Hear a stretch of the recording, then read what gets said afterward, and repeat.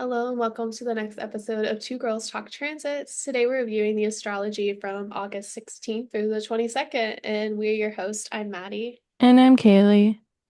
And welcome back. So we are coming off the eclipse, the big Leo eclipse that we had the previous week that we talked a lot about. That's Mm-hmm. still very much going to be in effect going into this Sunday with Mars now coming into a square with Neptune that evening into Monday.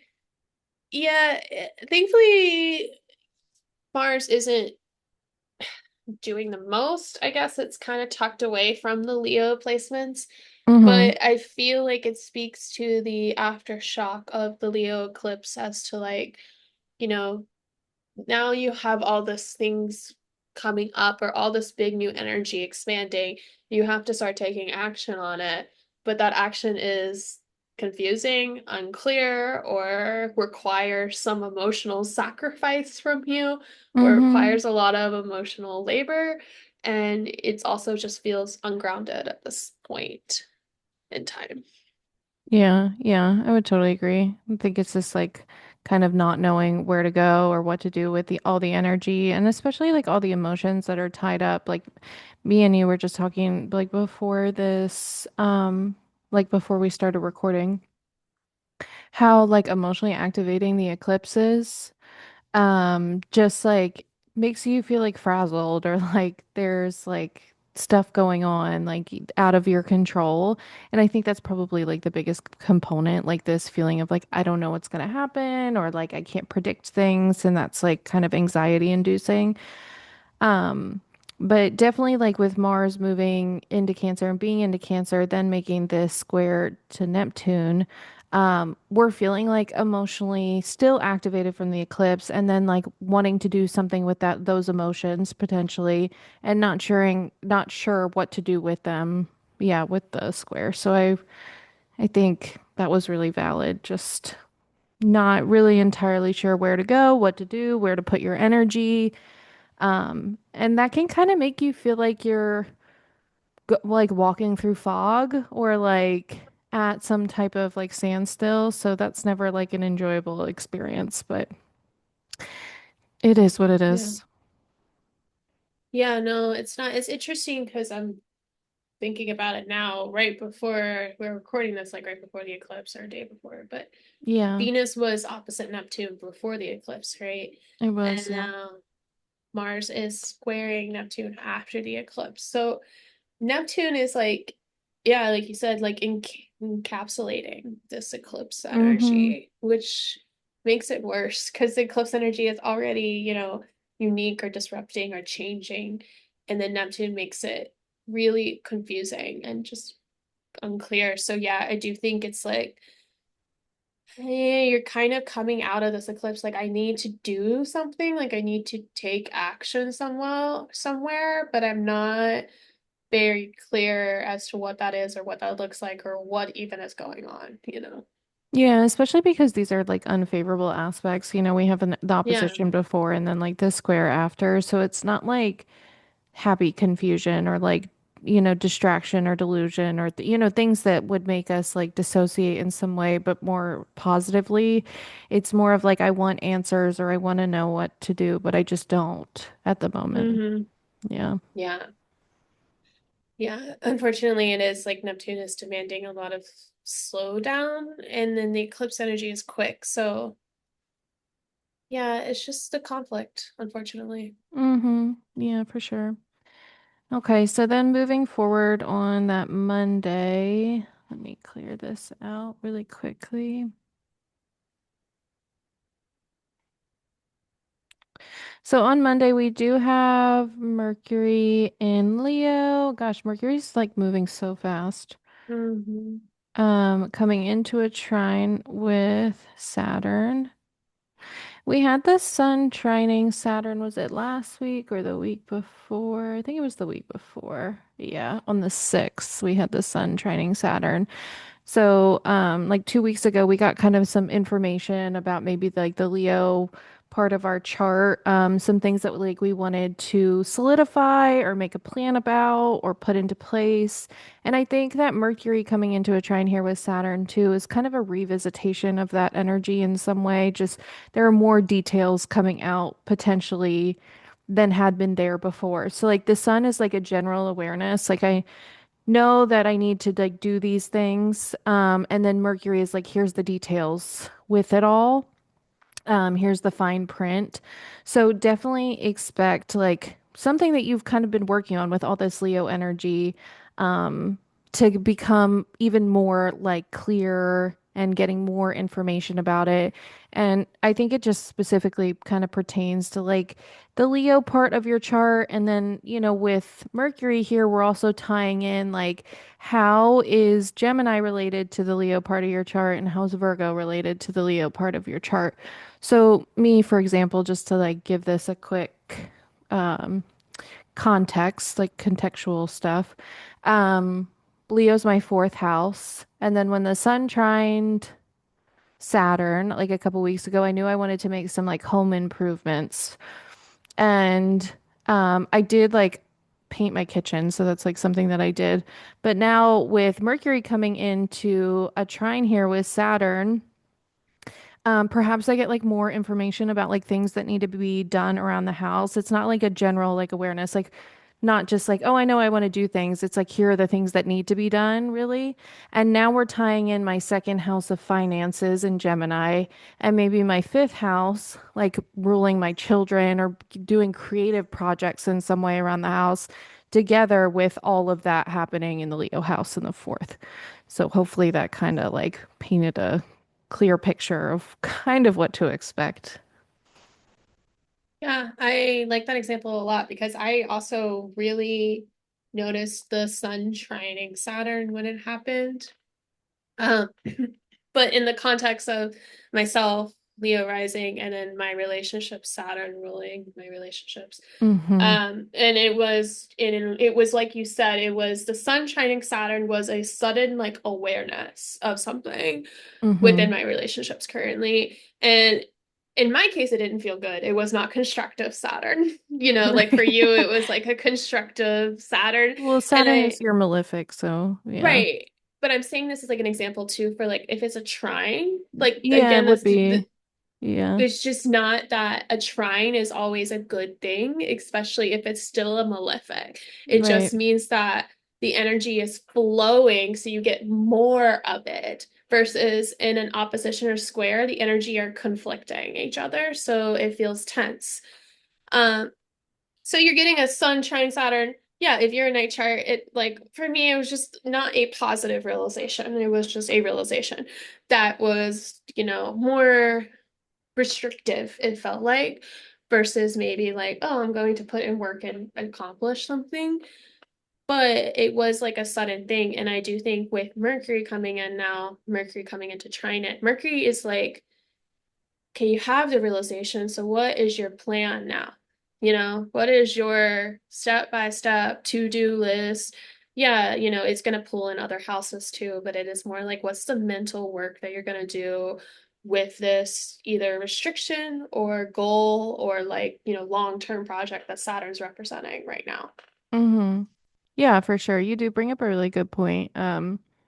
That yeah, just because it's a trine, it doesn't necessarily have to be something positive. Like I do definitely realize like there are negative aspects to like, in any interactions with Saturn right now for me is like very tied to like mental health because it's in my 12th. Mm, yep. Yeah, so like getting all like wrapped up in like the mental aspect of it all, like feeling like, oh my gosh, so overwhelmed and all this stuff.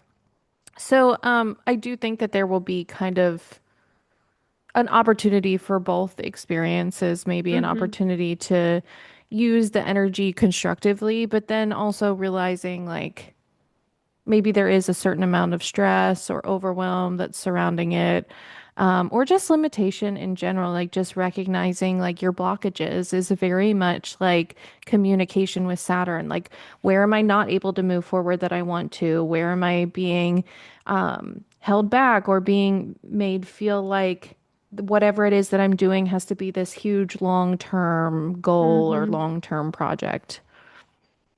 Yeah. Yeah. Yeah, it is. It is just like Saturn is kind of dousing the Leo energy a little bit, like maybe not like Mm-hmm. you said in a necessarily bad or good way in your way, but it's forcing you to slow down. Like it's forcing you to be more careful or more restrained or more like particular about planning and things Mm-hmm. of that. And I just think that's like it's a good thing. It's probably a good thing long term for Leo because it is in a trine, so it's probably supporting the growth of your Leo house for a long-term period of time. Like you will probably look back and be like, "Oh, I'm glad I put all that work into it." Mm-hmm. But it there's that feeling of it just not being the best or as easy right now.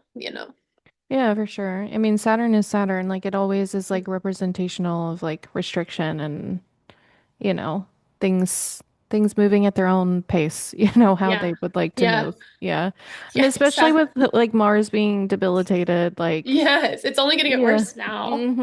Yeah, it's like nothing is really moving the way like maybe we have our arrow set straight or maybe not Hmm. because of the square to Neptune from Mars, but it's like taking really long or like it's walking through Yeah. water in a way.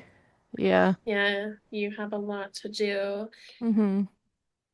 Luckily, too, though, on this day, Venus is actually sextiling Jupiter as well here on Monday, on the Mm-hmm. 17th. And yeah, it's cute. I mean, generally, this is like a really good aspect because it is a sextile, though, it's like the weaker aspect. It's like Venus's aspect, and Venus is Mm-hmm. in domicile in Libra, and Jupiter's in a decent spot in Leo. It's not bad there. Um, but I do think this aspect is just like the Venus Jupiter conjunction. If you remember that happened right when Mercury was squaring Saturn. Mm-hmm. And now we have a Venus Jupiter sextile with Mercury trining Saturn. So that's really interesting. I would reflect on that. I need to reflect on that for myself. Mm-hmm. But yeah, there's something there where it's just like that, where it's like you get a gift in the midst of all this crazy eclipse things going on, or all this challenging stuff that you're planning or having to work through. Maybe there's a gift or a little positive moment, but it's like you have to have both. Like this is again, if this was just a Venus sextile day, Jupiter would be like amazing day. But we are not in an amazing day. We're in an eclipse day. So like it's a tiny gift that you get that feels really cute. Probably socially, probably like a social interaction or like something that makes you feel seen and cared for. Mm-hmm. Yeah, and like validated in some way. Yeah. Yeah. Or being even like hopeful about how things are gonna go or which like maybe you're able to Hmm. like positively plan in some way because like Venus is like so associated with desires and you're thinking about what you're gonna do with like Mercury trining Saturn. Maybe you're like, wow, I could do all these things and like thinking about like the positive side of things. We're not sure if they're super realistic or how long they're gonna take, but like at Yeah. least you might have like this boost of like, oh, actually I could do anything. Yeah, you're just feeling a little bit more somehow supported or just somehow like, okay, that is a restriction, but this can help me or this will be a new path forward. So yeah, I think maybe too, this day is feeling like, you just meet up with your friends and you're telling each other everything that went wrong from the eclipse last week. And then you also go have some nice coffee and desserts or something together. And it ends up being a Yeah, really that's sweet cute. day to end, you Hmm. know? Yeah, yeah, because sometimes, like, they can call it like trauma bonding sometimes, but in Yeah. general, like, sometimes it is really nice to know that you're not the only one suffering. Yeah, so, I think look to your Venus house for a little gift or a place maybe where you can receive a little gift to kind of just bring you back to some comfort. Yeah, for sure. Yeah. Cool. And then moving forward, we actually have a quiet next couple of days, so we don't have another aspect besides the moon. So unfortunately for us all, we'll be having the moon in Scorpio on the 18th. And it's going to continue on the 19th. On the 20th, it'll move into Sag. And it'll oppose Uranus at some point in Sag, and then on the 21st, we have Venus moving opposite Saturn. So I do think that this is like important just to pay attention to like Venus's movement throughout the sky because we did just have like a sextile to Jupiter where you were feeling like potentially optimistic about things a couple days ago. Um, and now we have her opposing Saturn, which maybe is going to be like this stark realization that like, oh, things can't be as wonderful as I had hoped. So now, yeah, Uh, you're just coming into contact with with Saturn, and it's like, wow, there's a lot more to do, or like maybe my plan was to like, I don't know, paint a big rainbow on my daughter's wall or something, and I'm like, wow, this is gonna be so fun and amazing. Like, can't wait to do it. She's gonna love it. And then, it gets down to it, and like the paints are like, I need to find out what's gonna be the perfect paint, and like um, maybe the wall, I noticed like the wall's falling apart, so that needs to be like tended to first. And like, you just realize that maybe there's a lot more behind the scenes that needs to be planned for whatever you had been hopeful of prior a couple days ago. yeah, unfortunately. Leading up to this, when the moon is in Scorpio, it will square the sun, and that will Hmm. be the first quarter moon, and that will Hmm. be, in between eclipses now. So you're stuck in it now. This is probably the most exhausting period of time. And the first quarter moon is always a period of time where like you're being pushed or asked to make a choice or a decision on whatever your new moon intention was. So if my new Hmm. moon intention was to be more authentic, the moon squaring the sun will put me in a position where I now have to choose between people pleasing or authenticity. Hmm. And so that's an uncomfortable position. That's generally squares. And then to have Venus opposite Saturn very shortly or during the square anyway is just a very much like, yeah, as you said, it's a downer. It's not fun. The the one benefit I can see is that I do believe that Venus and Saturn, although they are not on each other's teams, they tend to work okay together because Saturn is exalted in Libra. So there Right. is some little bit of relationship that they have between the two of them. But it is very much like Saturn looking at Venus being like, you need to get serious now, and you need to, all these things that you think are easy or you take for granted, you need to get clear on like if you want to keep them, they require work, or you could lose them, and then what are you going to do without this? Right. Um, or like you need to put more boundaries on the things that you desire if you want them to last. So yeah, it's not a fun aspect, unfortunately. No, it's just like a bit sobering. Yeah. Yeah, it's like you can have this if you go climb Mount Everest and come down. Yeah, You it's could not. have this in 20 years. Yeah, exactly. Yeah, it's not necessarily denying, but it is like, it would be like, I don't know how to say. I was about to say like a Libra means a Capricorn. Hey. Yeah.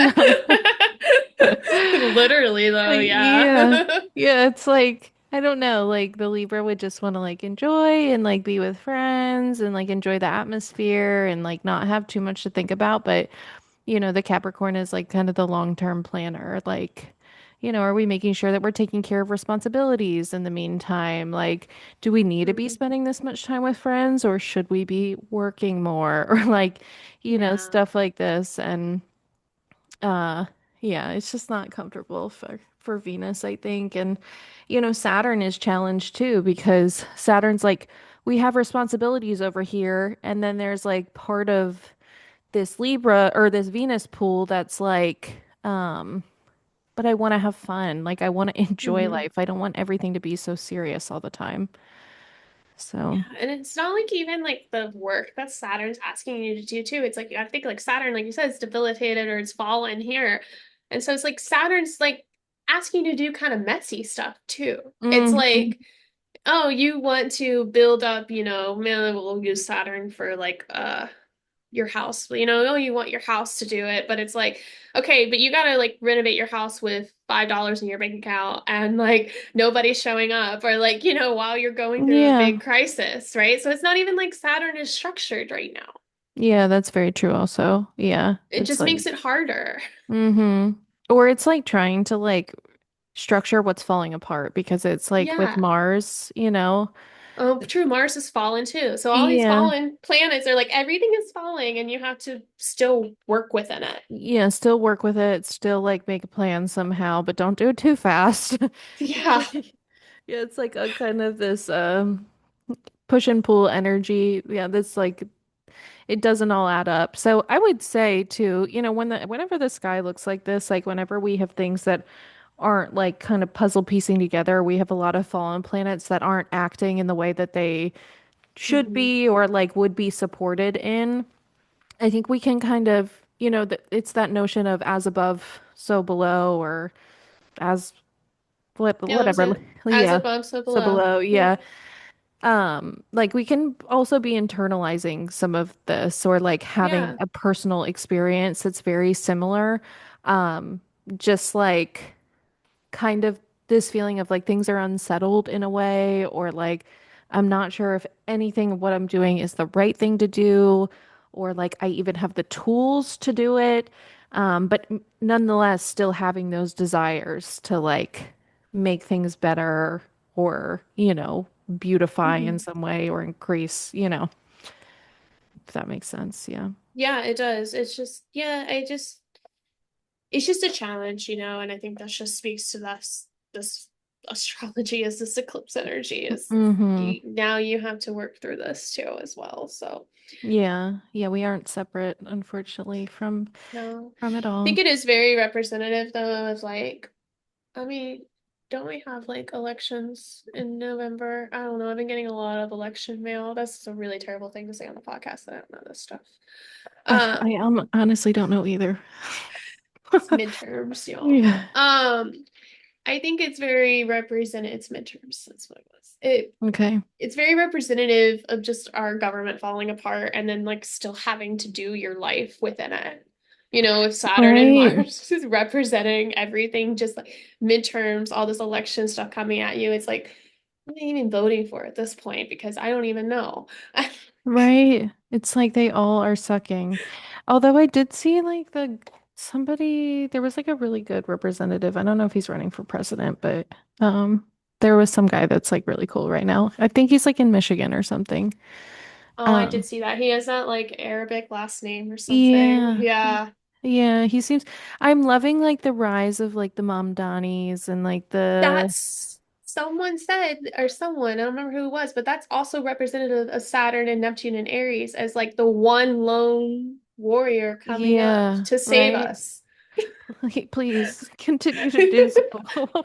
We just need like one of those people to like run for president and not there. It's just like Yeah. they're on a small scale right now. Like not small, like really, but like in Yeah. terms of countrywide.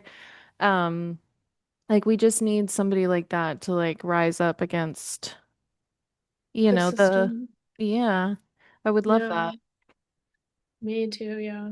Mm-hmm. Well, this eclipse will be a lot because it's obviously happening in Trump's first house too. So good for him. Ooh, yeah, we'll see. Yeah. So we'll wrap up this week though on the 22nd, Saturday. We can just pause it here because let's go ahead and talk about the sun meeting the South Node anyway on Saturday, and then Mm-hmm. Saturday night the sun enters into Virgo. It will be all one day event, but Mm-hmm. with the South Node at 29, I think it's pretty loud. I think so. Um, yeah, so we're going into Virgo season, but before so, it's just intensity of that eclipse with the sun meeting the south node. So you may really feel a release around this transition, around this day of like something you are fully letting go of like an internal dialogue you have with yourself or an identity that you've held for so long. Something from the previous week or two can start to shake that up and make you let it go or release it. And then you quickly transition to Virgo season where you're like, oh, now I got to get organized and clear again of what I do have left, pretty much. Yeah, for sure. No, I think that's a really good point, though. I think, with all those planets in Leo, our identity has probably very much gotten wrapped up in, Hmm. the Leo house, Yeah. in some way or another. So I do think like meeting the South Node here could kind of be like walking through like these like gates that like help you to like refresh or like to eliminate some of that those things that you just allowed to like stick to you about who you are as you moved through that energy. And moving, when the sun does move into Virgo, potentially just like an opportunity to like rebrand or like come through with Hmm. like some new energy or like focus on like changing some details about who you think you are. Virgo's very much like mental energy. So just even like thinking about yourself differently could be very present as like the sun moves into Virgo. Yeah, I see Virgo as like proof, right? So like if Leo season was all these kind of big feelings and ideas and like I am this, it's like the big party, right? You have this really big party and it's like you're celebrating and it's all this and yay, everybody is so happy because you did this or you graduated. It's a big identity, right? Mm-hmm. And then the end of the party is like the sun being the south node where it's like okay, like I still have to like go back and do my daily life and I still have to like, is this the identity that is going to I'm going to carry throughout every single day is like this is what's going to be the fixed stated thing? Or with Virgo, is it more like, yes, I am that, and I'm also this, and I'm also this, because it's a mutable sign, right? Mm-hmm. And it's like being able to let go of some of those past identities to also recognize that there are other things you can be or that are needed because of the practicality aspect of Virgo too. Yeah, for sure. Yeah, I totally agree with that. I think too, like, I always see the transition from like Leo to Virgo as like going from like boosted confidence to like critical awareness. So it's Mm. like, you know, and sometimes not necessarily to their fault, but Leo energy can be like so infused with like maybe like I don't even know, It, like it is, positive it's feedback. overconfidence because it is Yeah, like a leadership. It's a leadership kind of feeling. They feel like right. that I'm right and I'm the leader, I'm the center. Right. So as we transition into Virgo, we might be more critical about that. And even Yeah. so, like more about ourselves, like, what do I really need to work on or what do I really need to do? Maybe I'm not that great overall. Maybe I need like things that I need to refine or change or work on in some way. So that could very much happen too. Yeah, I agree. So we, yeah, I mean, we're pretty much in this week though with the sun now in Virgo, but we of Mm-hmm. course will still have the one more eclipse coming up next week in Pisces. And that will wrap up the Pisces eclipse sequence. We'll have one more in Virgo though in the winter. But yeah, now we're in Virgo season, so things will really shift now. Um, More so. We'll just probably talk about this more next week because I don't know if you looked at that eclipse, but it's crazy. The Did you look Pisces at it? eclipse. Yeah. No, I haven't pulled. I mean, I know that it like conjuncts my Saturn, but I haven't like looked into it too hard. It's Mercury Cazimi squaring Uranus exactly. Ew, don't tell me that. So you could prepare your money. Yeah. Oh my God. That's like the worst news. At least like Mercury will be in Virgo, but Yeah, but like, oh, an eclipse, Mercury squaring Uranus, like. that's horrible. You're like really detailed oriented about how everything is It's falling falling apart. apart. Yeah. I know you see the exact thing here, and it looks like all roads are leading to terrible. So, Well, we will pick up on that next hmm week. But yeah, y'all just, you're getting through it. We're getting through it too. We're in it with you. We got Yeah. it. Yeah. Use your support systems and things like that, because definitely we could be feeling like just totally out of whack. Yeah, for Yeah. sure. Welcome to eclipse season 2026. All Yeah. right. If you want more from us, our video is on YouTube. Our personal information is linked below, and we'll be back next week. See you. Okay.